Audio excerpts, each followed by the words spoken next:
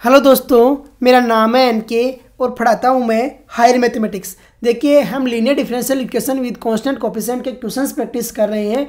उसमें हमारा क्वेश्चन अभी है वो गिवन है D cube plus y one multiplication में है y इज इक्वल टू 0। देखिए, ऐसा क्वेश्चन रहता है तो कैसे सोल्व आउट किया जाता है और किस तरीके से वैल्यू फाइंड आउट की जाती है। देखिए, ऐसा क्वेश्चन आपके जो BS ग्रेवाल सर की जो बुक आती है हायर इंजीनियरिंग मैथमेटिक्स, उसमें भी काफ़ी क्वेश्चन दिए हुए हैं, लेकिन उसमें ऑलरेडी PI पूछ रहा है, सिर्फ PI पूछ रहा है।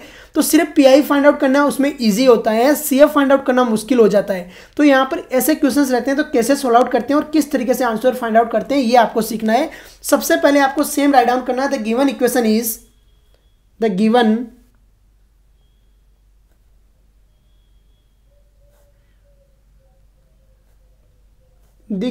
इक्वेशन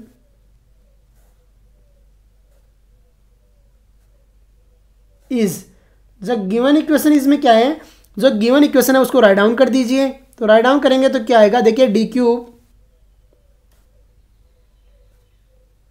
प्लस 1 मल्टीप्लिकेशन में है y इक्वल टू है 0। अब देखिए, we know that the general solution, अबे sorry, the auxiliary equation is given by the auxiliary equation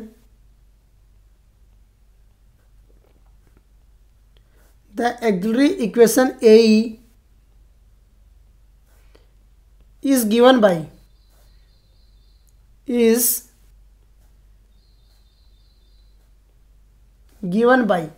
auxiliary equation कैसे दी जाती है ये आपको देखना है।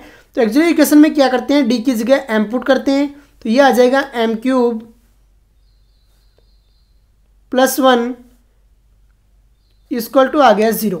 m cube plus 1 equal to कितना आ गया, 0। The auxiliary equation is given by m cube plus 1 equal to आ गया आपके पास में 0।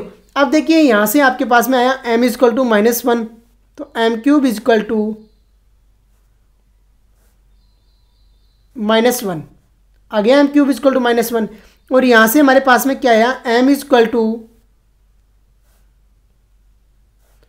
-1 दी पावर 1/3 आ जाएगा 1/3। यहाँ से m की वैल्यू हमारे पास में 3 वैल्यू आएगी। क्या आएगी, m equal to first I -1, second आपको पढ़ा है 1 ओमेगा स्क्वायर इकाई का क्यूब रूट रहता है 1 का। तो वैसे ही यहाँ पर जब -1 है तो m इक्वल टू -1, एक आ जाएगी -1 प्लस माइनस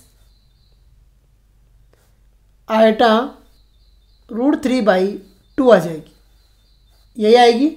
इसका ध्यान रखना है आपको, m इक्वल टू -1 आएगा और -1 प्लस माइनस आयटा √3/2 आता है। इसका डेरिवेशन भी आपने पढ़ा होगा, डेरिवेशन होता है। तो यहाँ पर देखिए, now general solution is given by, now GS is given by, now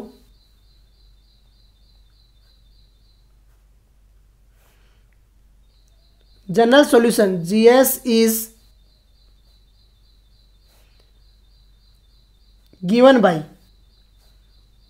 now general solution is given by, general solution क्या रहता है, y is equal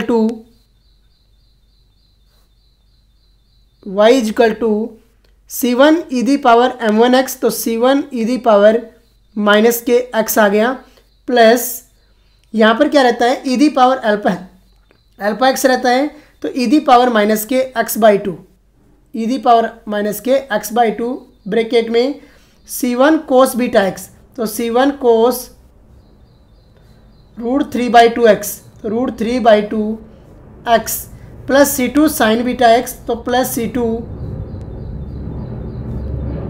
sign √3/2x आ जाएगा, तो √3/2x आ जाएगा। समझ में आ गया होगा कि कैसे सोल्व आउट करते हैं और किस तरीके से वैल्यू निकालते हैं। y इक्वल टू क्या आ गया, C1 e the power -kx आ गया, तो y equal to C1 e the power -x plus e the power -k(x/2) आ गया, C1 cos √3/2x plus C2 sign √3/2x। यहाँ पर क्या रहता है, e the power alpha x रहता है, C1 cos beta x plus C2 sign beta x रहता है। तो देखिए कैसे वैल्यू फाइंड आउट की और आंसर हमने निकाल दिया है, y equal to C1 e the power -x करके।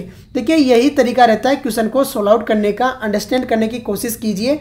सबसे पहले आपको गिवन इक्वेशन है डी क्यू प्लस 1 मल्टीप्लिकेशन में y equal to 0। The given differential equation आपने राइट डाउन की, डी क्यू प्लस 1 मल्टीप्लिकेशन में y equal to 0। The auxiliary equation is given by M cube plus 1 equal to 0। M cube equal to -1 आया, M equal to आ गया minus के 1/3 आ गया, M equal to -1 आ गया और -1 plus minus iota √3/2 आ गया। The general solution is given by, आपको सबको पता है कि जीएस कैसे दिया जाता है और किस तरीके से जीएस की वैल्यू फाइंड आउट की जाती है, सिर्फ आपने फॉर्मूला अप्लाई किया और आंसर निकाल दिया। तो देखिए क्वेश्चन को कैसे सॉल्व आउट करते हैं और किस तरीके से आंसर फाइंड आउट करते हैं, ये हमने यहाँ पे सीख लिया है। इसी के साथ में आज का लेक्चर हम यहीं पे फिनिश करते हैं। जय हिंद, जय भारत।